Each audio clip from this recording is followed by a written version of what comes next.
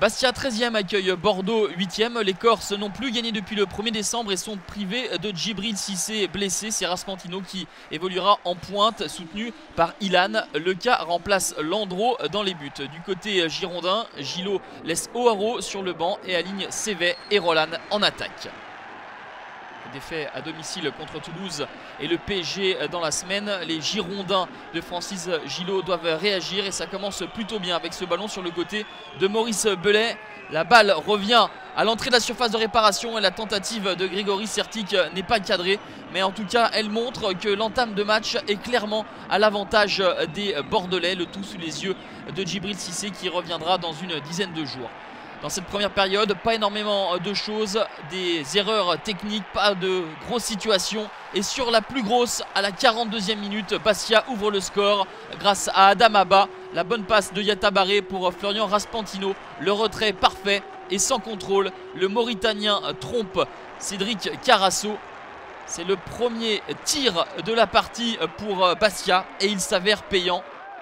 Et les Girondins vont rentrer au vestiaire avec ce déficit d'un but. Et les Bordelais vont sans doute regretter de ne pas avoir converti leur possession de balle. Peu convaincu par l'apport offensif de ses joueurs en première période, Francis Gillot fait rentrer Guillaume O'Haraud. Et les Bordelais ne vont pas pour autant avoir plus de situations, même sur cette balle perdue. Eh bien c'est toujours Adam Abba qui va s'infiltrer aux abords de la surface de réparation et tenter sa chance. Et Adam Abba ne trouve pas le cadre, mais c'est clairement le danger numéro 1 pour les Bordelais.